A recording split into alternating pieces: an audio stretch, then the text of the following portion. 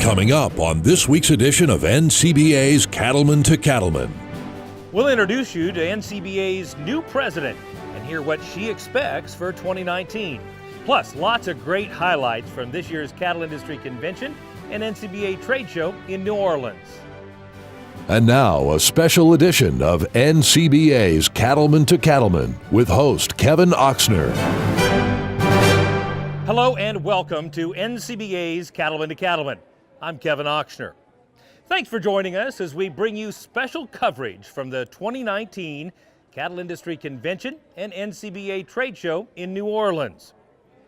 We had an incredible turnout as thousands of cattlemen and women from all across the country came to Louisiana for a mix of business, education, and fun. We caught up with some attendees to find out why this is an event that members of the cattle industry can't afford to miss. You know what, you get to meet a lot of different people here, people in the industry, and hopefully like the Cattlemen's College, you should probably learn something. I figure I can learn some new techniques and different methods and meet a lot of interesting people. You know, the great thing about coming to the convention is the information and the learning opportunities that you have while you're here. And you come down and there's programs for everybody. I don't care what level you are in the cattle industry. I don't care what level you participate in the cattle industry. Even the professionals have an opportunity to come down here and pick up some new information, interact with some interesting people, and there's always something to take home. The ability to pick up a lot of information that I can't find anywhere else. And truthfully, it's family reunion. Because I know a lot of people and great friends.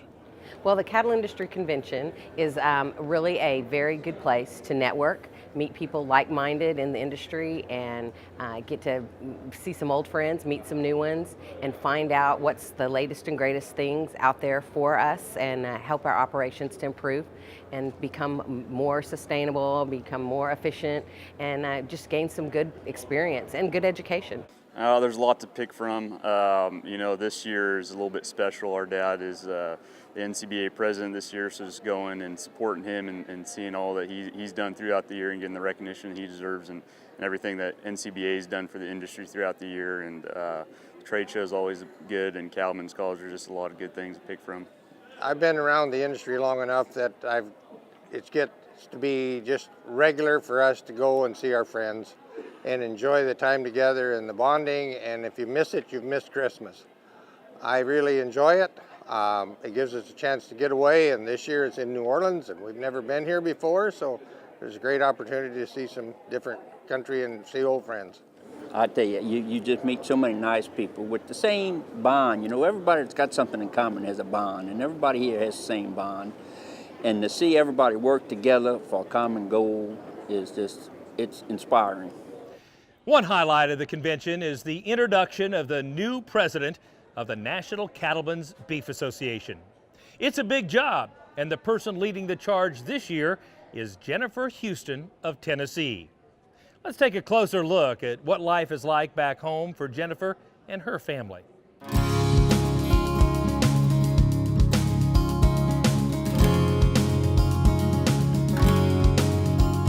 There's no doubt Jennifer Houston is a strong advocate for the beef industry. That's only natural because she spent her entire life around cattle. I grew up on a farm in West Tennessee near Memphis in the flatlands. Had cattle, hogs, went to the University of Tennessee, graduated in animal science. Met my husband, whose family has a livestock auction market. So we got married, live in East Tennessee, run the market, do a lot of stocker cattle. We feed cattle. Pretty much everything is, have a few cow calves around. So I've been involved in the livestock industry pretty much my entire life. East Tennessee is a beautiful part of the state. We grow a lot of grass, so that's pretty much our advantage. Is we have a lot of land that's not suited for cropland, a lot of rolling hills. There's a little cropland in the valley, so it's really a great situation for raising cattle. Besides their home place, Jennifer and her husband Mark own and operate the family's East Tennessee Livestock Center, which was founded by Mark's father in 1962. There are cattle sales here every week, marketing about 50,000 head a year. I think last year our livestock market added $40 million something to the community in this area. So it helps keep the tractor dealerships and all that kind of stuff in business too. It also allows for a guy in Kansas who wants to soccer some cattle. He's got a way to find them. He's got a way to get some of our good southeastern cattle, which we have. Despite the demands on the home front, Jennifer has spent the last 3 decades in a variety of beef industry leadership roles at both the state and national level. By serving as chair of the Tennessee Beef Industry Council and as chair of the Federation of State Beef Councils, she's been deeply involved in helping to guide Beef Checkoff-funded promotion programs. A lot of the beef checkoff efforts started around the old Beef It's What's for Dinner campaign when it first started, and now we've sort of re-energized that tagline. So a lot of our beef checkoff efforts, whether it's in research or promotion, I think have really paid dividends through the years. The things that we saw on checkoff committees, especially new product.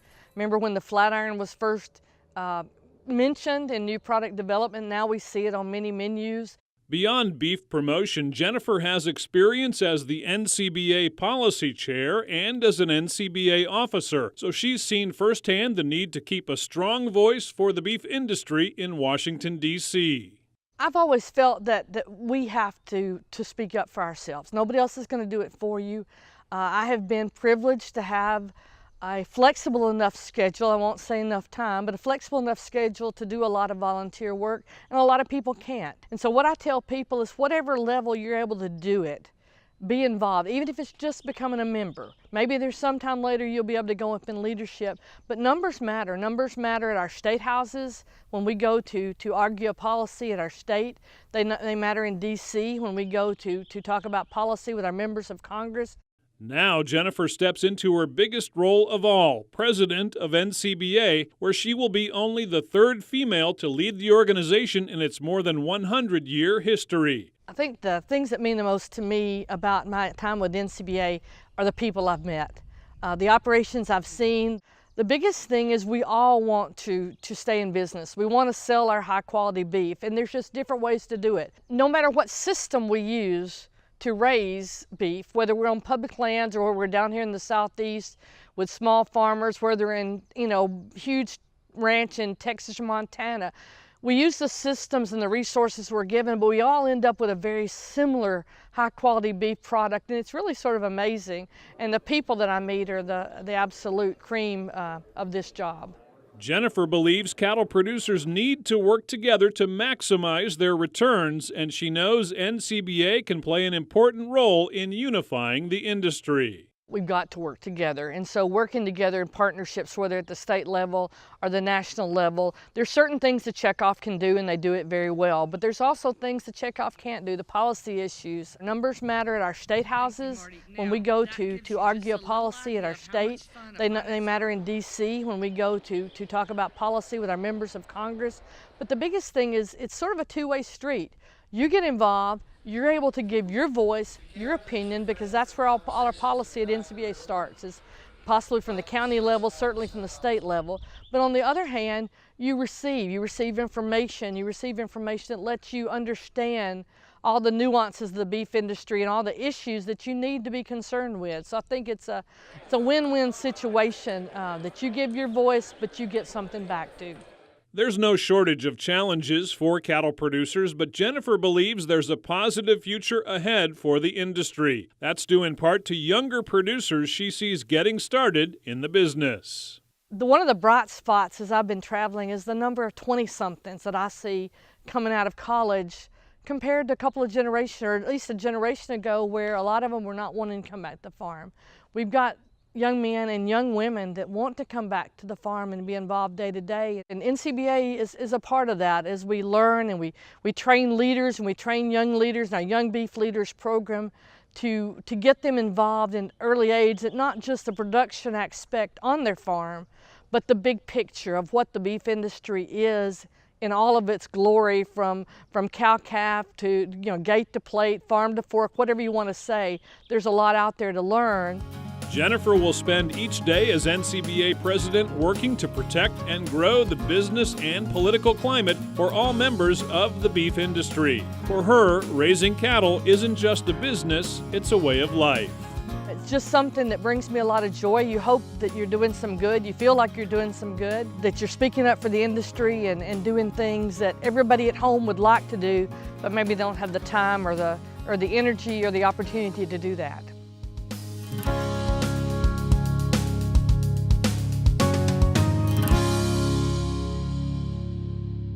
And joining us now is the 2019 president of the National Cattlemen's Beef Association, Jennifer Houston. Jennifer, first of all, congratulations. Thank you. So as you begin your year as president, tell us what some of your priorities are. Well, obviously for the organization, we're going to continue our work in Washington, whether it's on trade, antimicrobial resistance, and hours of service, all those things that we worked on last year, with the addition of starting to engage on dietary guidelines. As an organization, I really want to work on strengthening our state and national partnership. I think we've got a lot of strengths to build on, but we can always do better. Absolutely. And if I'm not mistaken, you're only the third female to serve in this position. Joan Smith, if I'm not mistaken, Jan Lyons, and now you. What does it mean to be the third woman to serve as president of our organization? Well, it's an honor to serve this organization, period. I don't really think about that a lot, although I will have to say that those two ladies were great mentors to me throughout my life, my teenage years, on to serving with Jan on the executive committee several years ago. So I think it's I hope that I can inspire younger folks, younger girls, to see what they can do by remaining involved. Yeah, and as a father of two girls and a husband of a very talented wife, I guess I would ask you a question. What does it take to get more ladies involved in leadership positions within our organization?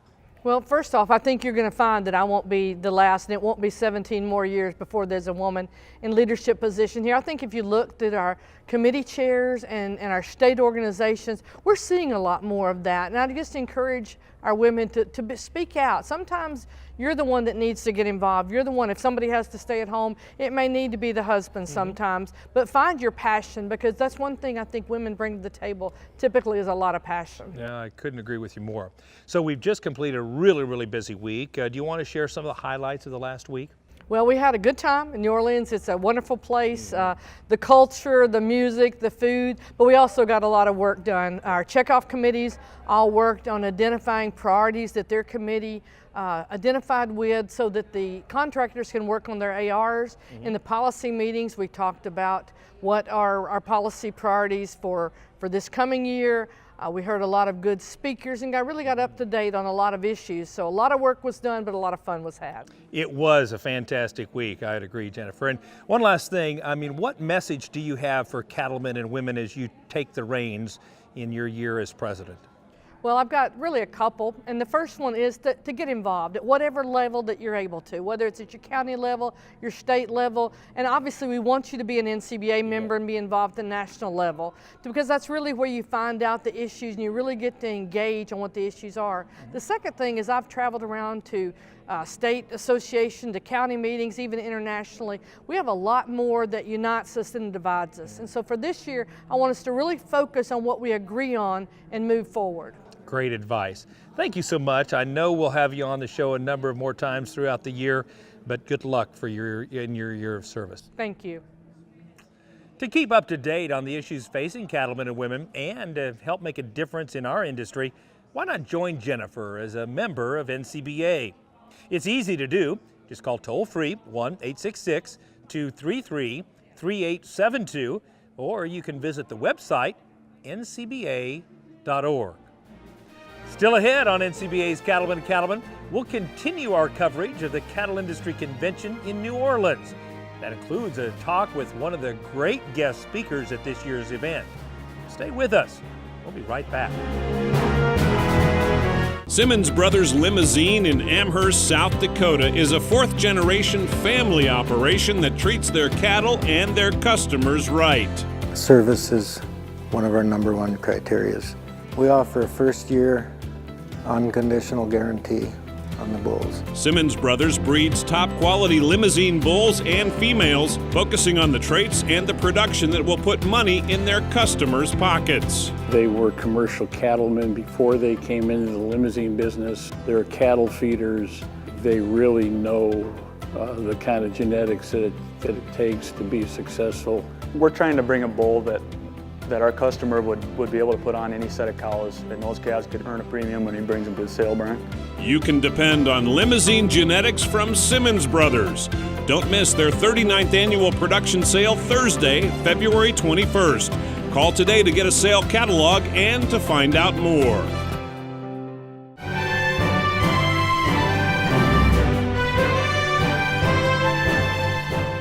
Welcome back. Every year, the NCBA team works hard to bring entertaining and innovative speakers to the Cattle Industry Convention, and this year was no exception. Russell Nemitz is standing by with former NFL quarterback Terry Bradshaw, who kicked things off in a big way at the opening general session. Well, the Cattle Industry Convention and NCBA trade show scored a huge touchdown this year by having Pittsburgh Steeler quarterback and NFL Hall of Famer Terry Bradshaw as part of this year's opening general session. And I'm not going to speak any longer. I'm going to turn it over to you. Talk about what it's like to be here at the Cattle Industry Convention, Terry, and with all these cattlemen and cattlewomen from across the country. Well, I wish I could spend more time with them because these are my kind of people. This is the environment that I thrive in. Having traveled all year for Fox doing football, and then I had to go to Cervang, California for a speech. I had never heard of Cervang, California. New Orleans I certainly heard of, and when I was asked to speak here, it to me was a no-brainer. Number one, it's not that the speech is going to be any good. It's just that I'm a cattleman. I raise Angus cattle, registered cattle, cow-calf pairs, and then I use, I also breed Brangus cattle and also breed straight gray Brahman because my wife likes them. So we run about 226 head of registered cattle plus 190 head of horses. So we full-time business. Well, you're no stranger to agriculture. Where are you doing all that production agriculture at? Do what now? Where are you doing that at? I'm in a little town. I don't know if viewers are not going to know where this is. Thackerville, Oklahoma.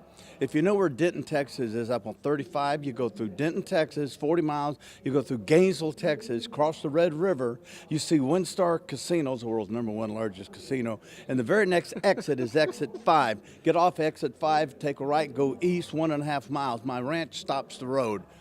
Thackerville, Oklahoma. See there? I love it. I love the geography lesson here. I definitely needed it. We should try to have Terry find where Chinook, Montana is at, where our little hometown is. Chinook, like the wind, like Chinook. Chinook. The wind? The wind. Like I don't know anything about the Chinook wind. Term. Oh, Chinook no, I don't know that. No. Anyways, what's your message to these cattlemen and cattlewomen here today going to be like? Well, first of all, it's a great business. A lot of mom and pops here. People that love beef, people that believe in raising cattle. I think you got something like 175,000 breeders out there in America, 25,000 members of the association, which is pretty incredible. And not only do they raise beef and feed the world, they also are great environmentalists. They do a great job with the land. We rotate pastures. We lime, we fertilize, we test, we soil sample, we check our cattle. We do all of these things to maximize the dollars that we put into our land and then going through our cattle. And these people are not only great ambassadors for the beef industry, but they're just great people.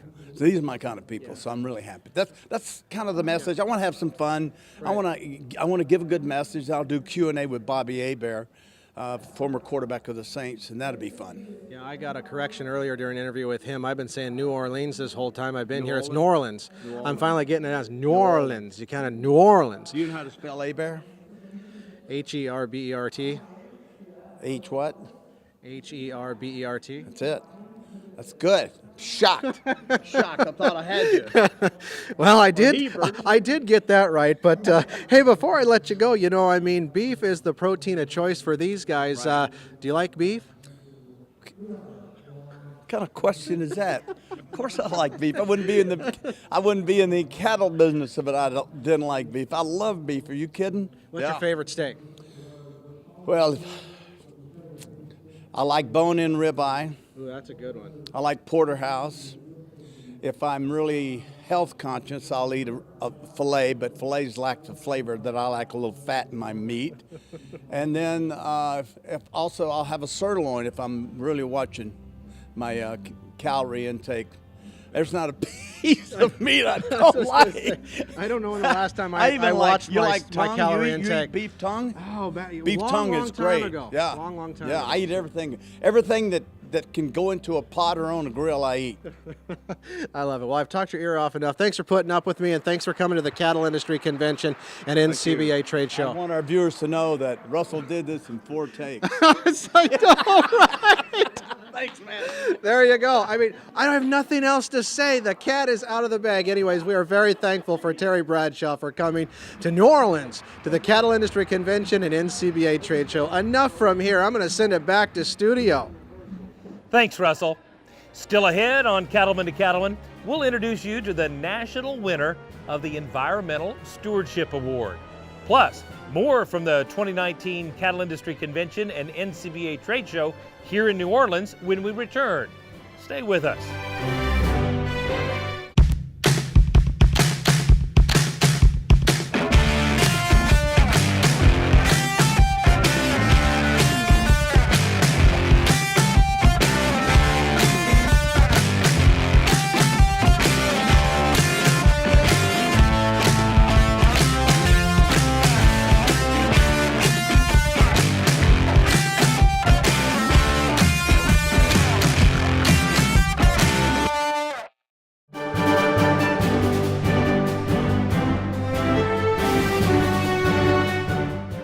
And we're here with the 2018 national winner of the Environmental Stewardship Award, Thunder View Farms of Grahamsville, New York. What does it mean to be the national winner in this highly competitive field? It's just amazing when we see the competitors that we're up against, how gracious they were after we won to come over. I realized all of us were the same, and that was we wanted to leave the land better than it was before, Kevin, and we have tremendous passion for our business, but also for the land and the stewardship of that land. You are similar in that, but there are some uniquenesses in the Northeast that you had to deal with. You want to highlight some of your favorite accomplishments? Sure, very quickly. We happen to be in the watershed where 9 million people get their water, and the 1985 Safe Drinking Water Act was passed requiring surface water systems to be basically filtered. That would have cost them billions of dollars, and they said, agriculture's got to go. Well, we put a little science and got a lot of farmers together, and we said no.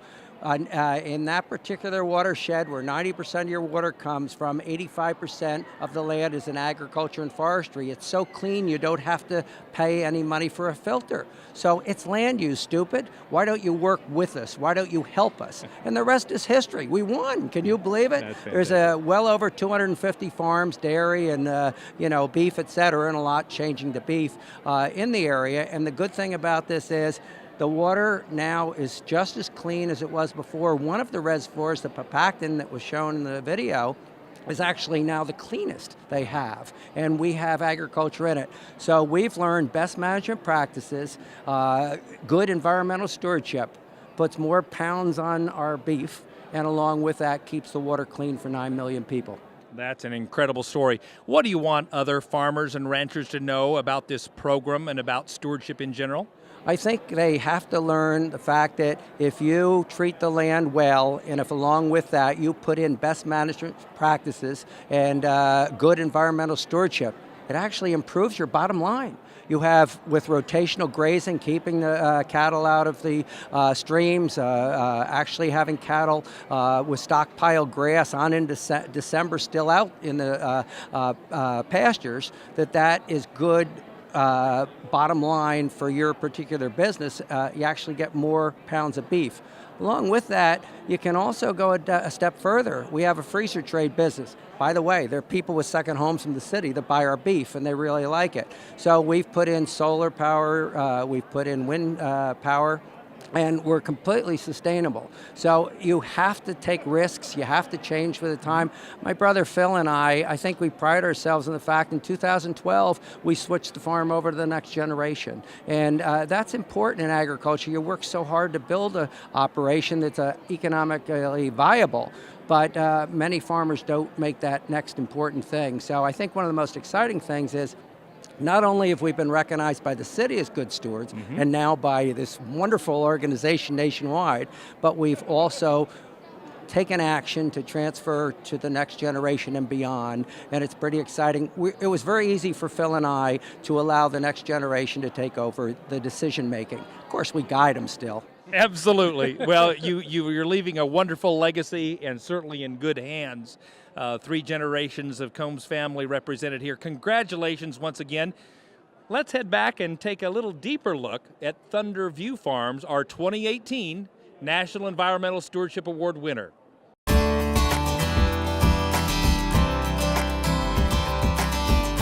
the southern foothills of the Catskill Mountains, Thunder View Farms began in 1958.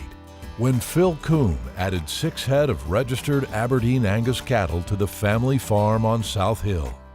Younger brother Dick joined the operation soon after. We started out with 5 brood cows, one that was no good, 5 calves, and they were 5 bred back, and we're up now to 250 some, 236, somewhere in there. We just passed 100 calves this year, first time ever. Why we stuck with it, I'll never know, especially in this particular area. But the bottom line was we liked raising cattle and we absolutely loved living here. Gradually, we've accumulated almost 2,000 acres as a family. And that land is here, and it's not great tillable land, so cattle fits well with what we did. Thunder View Farms is just 100 miles north of New York City and sits between 2 of the state's biggest reservoirs that supply drinking water to 9 million people. In the 1990s, New York City proposed tough watershed regulations that would have driven most farms out of business. The Coombe family joined with others in the area to convince New York officials that the best way to protect the watershed was to keep the land in well-managed forests and farms. Thunder View was one of the first to adopt best management practices to control runoff on their property. Coombs have done an excellent job of working with the New York City watershed to keep the water clean and be excellent stewards of the environment. Dick Coombe was one of the founding members of the Watershed Ag Council and was a major player in getting this off the ground. They've been involved since the beginning, and they've been excellent stewards of the land and worked very closely with the water supply to protect the supply and also to produce a really high quality beef. I think it's been a huge advantage for the beef industry that we fought the battle and won with the city, and we have a strong partnership with the city. I stand here in the heart of the watershed, and we've taken a negative that should have been put us out of business and turned it into a positive. I'm pretty darn proud of the fact that there's over 200 farms in the watershed, with New York City paying best management practices on those farms to keep the water clean and enabling us to stay in agriculture. As part of this effort, the Coombe family installed a gravity flow system that delivers fresh, clean water to all of their pastures, allowing them to fence their cattle out of the streams on the farm. They also implemented an intensive grazing system with livestock rotated every 4 to 5 days. We've realized that if you can put cattle in grass that's anywhere from 8 to 12 inches tall and get them out before when it's around 4 inches tall, it will return to 8 to 12 inches much quicker than if you let it get eaten all the way down to the ground. And that provides a higher nutritional value. It's driven our weaning weights. Our weaning average has gone up by over 100 pounds in the last 3 or 4 years as we've instituted higher genetic quality as well, but also rotational grazing. Concentrated feeding during winter is another challenge, and the Coombe family developed a novel approach to avoid nutrient and sediment runoff. They installed heavy-use feeding pads, and they use silage bags to feed. This provides a healthier environment for the animals while reducing the workload on the family. We can get up to 3 or 4 feet of snow, which makes it a lot harder for the cows to be out in pasture. So what we do, we bring them all into ag bag lane. It's kind of a lane system with ag bags on it. Ag bags are 8 foot wide, 200 feet long, packed full of silage that allows it to ferment in there. And what we do is we just set a wire up on each end and we work our way into the center of it. And we actually have very little waste, because if you run that fence hot enough, that's the high tensile fence you're scooting along as a bag, you can make them eat all the way down to the plastic. Then you'll just move it forward the next day, you rake it down a little bit with a potato hook form, and it works out really well, and our performance is high. To supplement their electrical needs, the Coombe family built a wind turbine and installed solar panels. These systems provide all the electricity required to operate the farm shop and their freezer beef business. Selling their beef directly to consumers offers Thunderview a valuable opportunity to share its conservation story with the public. People that buy our meat down in Staten Island or in New York City, they really like to come up. They want to bring their kids to the farm. They want to see the cattle. You have them pet a calf, you know, they appreciate it. They appreciate seeing the cattle on green grass, and those types of things make a customer for a very long time. From the beginning, creating a sustainable family farm was the goal of the Coombe brothers. Over the years, they've seen Thunderview Farms grow far beyond their expectations. It's been a dream that I've had since I was a little kid, and it's almost fulfilled. I mean, the cattle part of the thing, the progress that's been made is just, it's astronomical. I think it's a pretty nice piece of property, and I think it's set up for a viable business, beef business, and it has unlimited opportunity. So I don't know which way it's going to go, but I have a feeling it's going to be some really good things. One day in a lot of years when I have kids, I definitely want to make sure that they know that this land has always been protected that way with the easements and everything, that it will stay that way, because that's the best way to keep the land. I'm clearly proud of the cattle, but I'm really proud of what we've done to protect our farm. Protect it from development. It's amazing because your blood, sweat, and tears are in all this, and to know that it's preserved is just heartwarming. Each year, the Environmental Stewardship Award program recognizes the nation's best cattle operations for their stewardship and conservation efforts. And nominations for the 2019 Environmental Stewardship Award are now open. Those can be submitted by any organization, group, or individual on behalf of a U.S. cattle producer.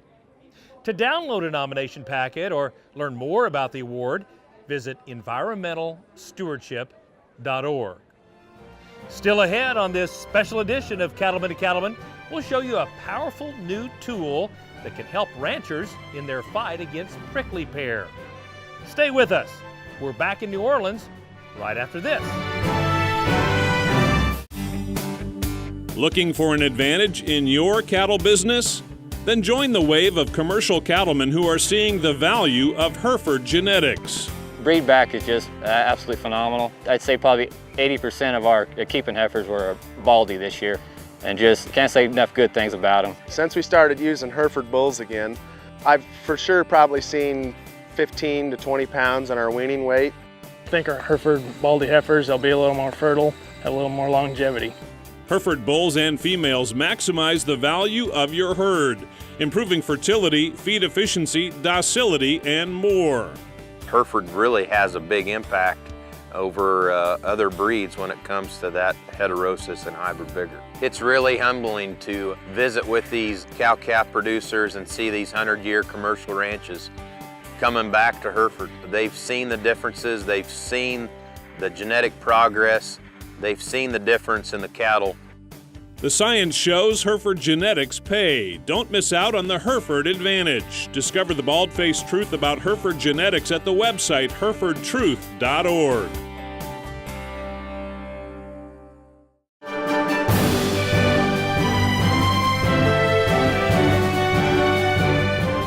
Welcome back.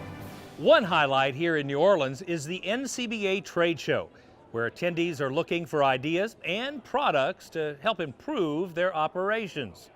For many, this includes new ways to control invasive species in their pastures. Here's a look at a new tool from Corteva that could be a game changer in this ongoing fight. Grass is a valuable resource on any operation, but it's especially important on ranches in the Southwest where the hot, dry climate can tax the quality and quantity of the forage. Not only does grazing have to be properly managed, but weed and brush control is critical as well. One troublesome plant is prickly pear, which has caused problems for many producers across the Southwest. We had just areas of prickly pear that you couldn't walk through, and the cattle couldn't walk through it, deer couldn't walk through it. It was just a huge problem, and it was just completely taking over the rangeland. There's ranches right here south of me that they didn't keep the mesquite and the prickly pear under control, totally went out of the cow business. It'll take it over. Prickly pear was a hot topic at a recent field day at Rafter L Ranch in Abilene, Texas. These water-robbing plants have been a thorn in the side of many ranchers because they can flourish in a wide variety of conditions. Prickly pear is a challenge in this part of the world just because it is very well adapted to West Texas. It has figured out how to survive in, not so friendly situations. It can increase in drought situations from 25 to 30% a year as far as space that it occupies. So it moves in a lot of times quicker than people expect. What the aggravating deal is about prickly pear is, for one, it limits the forage production greatly. Somebody told me one time that you can grow a lot of grass underneath a mesquite tree. However, trying to grow grass underneath prickly pear, it is impossible. So by controlling prickly pear, you can tremendously open up more grazing access and also grow more grass in those areas that are occupied by the prickly pear. The good news is ranchers have a powerful new tool in the fight against prickly pear. Mesaview herbicide from Corteva Agriscience, the agriculture division of Dow DuPont, offers fast and consistent control of prickly pear. When spraying herbicides in the past, it would take several years before prickly pear would show symptoms and die. That's not the case with Mesaview, which produces results in a fraction of the time. That makes a pretty tough bill of sale to a rancher when you tell them, you can spray it this year, in 3 years you'll start getting a little bit of return on investment. And so we're constantly looking for herbicides that are more active on prickly pear in terms of speed of activity, and I think that's what we found in Mesaview. Mesaview is a combination of 3 different actives. Each one of those actives in there is doing something different. That's the part of it that's pretty neat to me, that we can have actives in there that not only help each other, but do something different to get to an end result that much faster. And that's what we're getting with Mesaview. We've essentially found a quicker way to kill prickly pear and a quicker way to see visual activity. Mesaview can be applied from the air, on the ground with a broadcast rig, or you can treat individual plants. It's also gentler on oversprayed non-target oak trees. In West Texas aerial trials, oaks have tolerated Mesaview better than existing options and recovered from any effect sooner. Mark and Larry had a chance to try Mesaview on their own operations, and both are impressed with the results. I don't think there was any doubt in our minds that Tordon and Surmount were going to work. They were all going to work. It's just a matter of how quickly they work. Both of them, I feel like were fairly slow for the prickly pear to really become, what I would consider dead. And what I do see with Mesaview is that it's working a lot faster, and looks like, well, I know in the previous 2 years it killed it a lot faster. So I think that's important when you're having to wait for a process that might take 3 to 4 years. Anything you can do to speed it up and get grass production is what we're after. And that's what we do. That's what we're trying to grow grass as fast as we can. I tried every spray that's ever came out. I've done hand burning with pear burners, fed them to the cattle. I fought prickly pear in every way you can imagine. That Mesaview, it seems like it's working this first year better than anything I've ever tried. And I think I've tried them all. And the Mesaview is the best thing by far I've seen. This is our individual plant treatment site where we treated some individual plants earlier this year, about 5 months ago. So these are about 5 months since being treated. And this is the Mesaview, the new herbicide. This is about 5 months after treatment. And then across an untreated buffer zone is the current standard of Tordon 22K. So what we've seen with Mesaview is that you get a quicker visual out of it. It starts yellowing the pad within about 3 to 4 months after application. And then, especially with individual plant treatment like this, it begins to desiccate fairly quickly behind that, and then the plants succumb to desiccation and death after that within typically about a year's time. For decades, Dow AgroScience has offered a full line of products to suit nearly any rangeland or pasture management situation. As Mesaview shows, it's a tradition producers can expect will continue under the name Corteva. Corteva continues to be very dedicated to agriculture in general, and one of the commitments that we have carried out from Dow AgroSciences has been our commitment in the range and pasture business. And we are continuing to bring new solutions and have a great portfolio of products in the pipeline that we're really excited to be bringing in the next few years. The top producers are always working to improve not only their cattle herd, but also their grasses by eliminating problems like prickly pear. Now, with Mesaview, ranchers have a chance to reclaim valuable grazing land. We were utilizing probably 50% of our pasture because of prickly pear, and I think I would safely say we've gone to probably 95% utilization of the pasture just by controlling all the prickly pear. It's unbelievable the extra production of grass that I'm seeing behind that Mesaview. And I'm thinking it's almost double. It's just totally amazing how much the difference is where the Mesaview is. Reporting from Texas, I'm Brian Baxter for NCBA's Cattlemen to Cattlemen. You can learn more about this groundbreaking new prickly pear control option from Corteva AgroScience by visiting the website MesaviewHerbicide.com. When we come back, we'll visit the Corteva booth on the trade show floor to see what else is new for 2019. Stay with us. Say goodbye to your toughest pasture and rangeland weeds for good. Because one product offers season-long control, handles the widest spectrum of broadleaf weeds, and clears the way for increased forage with greater grazing flexibility. So you get more beef per acre at a cost that can't be beat. It's Graze On Next HL herbicide, and if it's in your pastures, plain and simple, weeds won't be.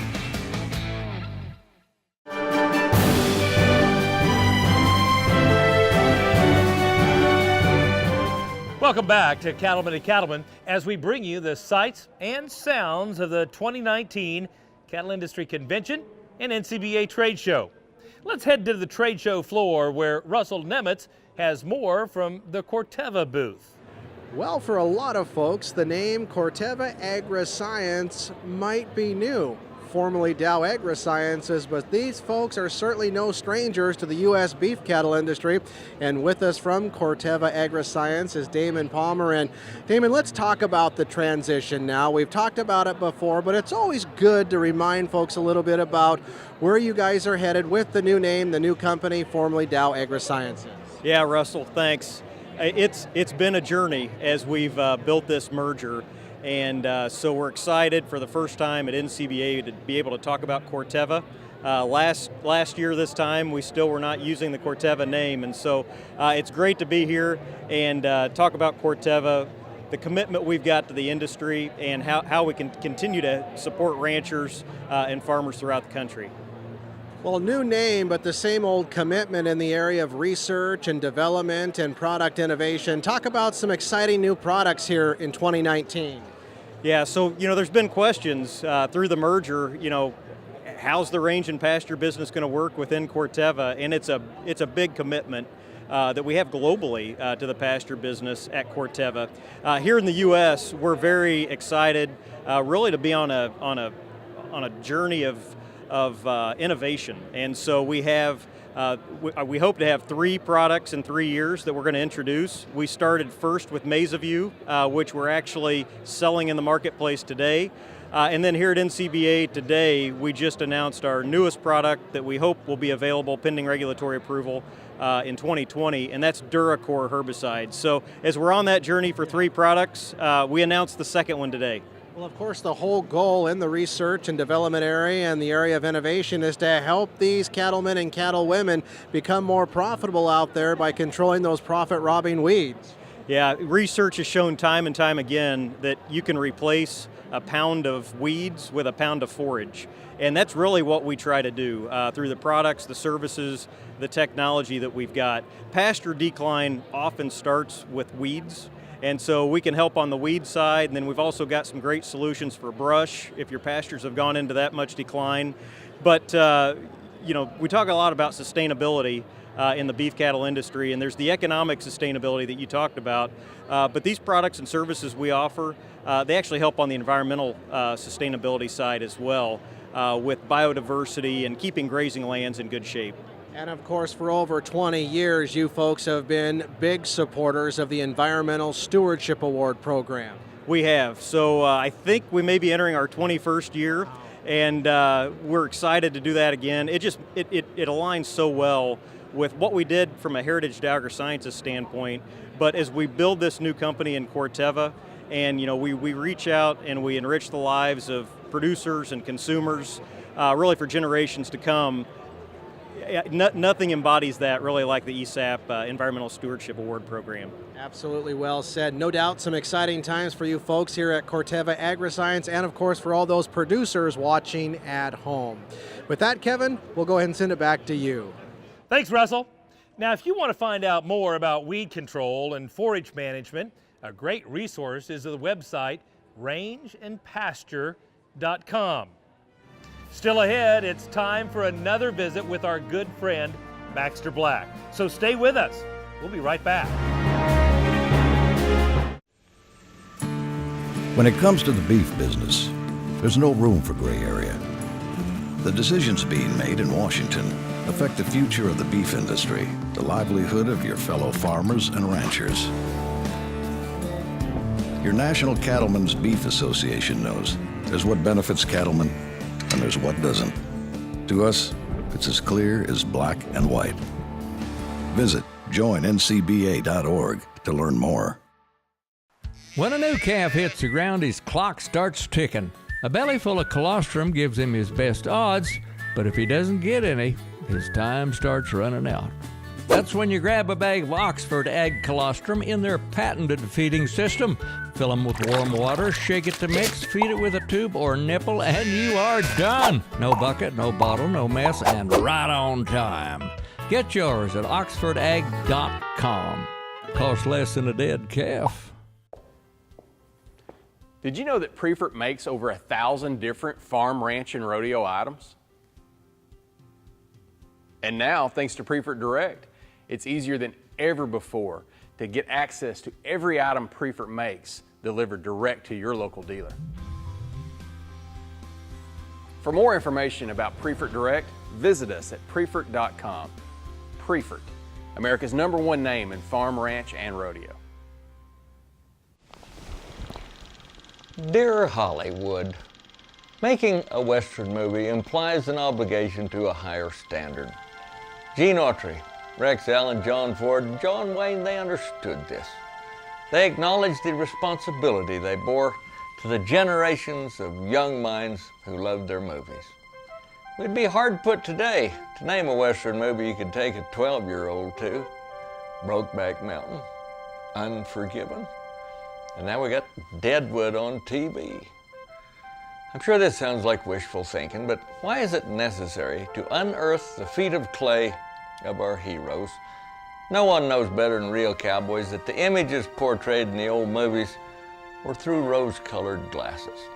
But now, out of some perverse sense to reveal the whole story, the movie industry continues to feature crooked cops and perverted teachers, greedy doctors, or cowardly firemen in their movies. And the more admirable the occupation, the more sordid they have to make the story. I know these aren't meant for kids, and I appreciate the movie's industry rating guide. But all that's left for kids now are fantasy movies like Harry Potter or cartoons like The Lion King. The children's movies lack role models. They can't grow up to be Luke Skywalker or Catwoman or Shrek, for crying out loud. Maybe I can't just blame Hollywood, of course, for coarsening our culture and our children. Hollywood and HBO are clueless.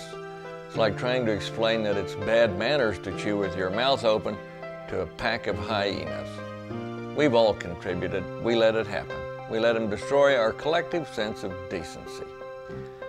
For a child to emulate a hero, the hero has to be portrayed by a real person, someone they can grow up to be. And that's why old Western movies had a value beyond entertainment, made kids want to be like the cowboys on the screen, one of the good guys.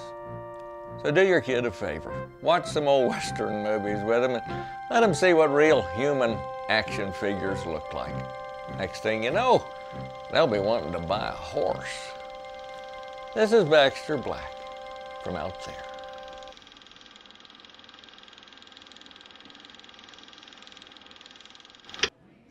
I agree, Baxter. They sure don't make them like they used to. Now don't go away. We'll be back with more from New Orleans right after this. Don't miss the 2019 NCBA Legislative Conference in Washington, D.C. It's your opportunity to meet with congressional leaders and federal agency influencers to let them know where cattlemen and women stand on critical issues that impact the cattle business and our way of life. Make plans to be in Washington, D.C. April 2nd to the 4th, the 2019 NCBA Legislative Conference. Together, we can do more. Details at ncba.org. If you're connected with the beef cattle business, then you should like the NCBA page on Facebook. The NCBA Facebook page shares photos, news, and valuable information about the beef cattle industry. You can also follow the NCBA Twitter feed at Beef USA. So stay in touch with NCBA on Facebook and Twitter.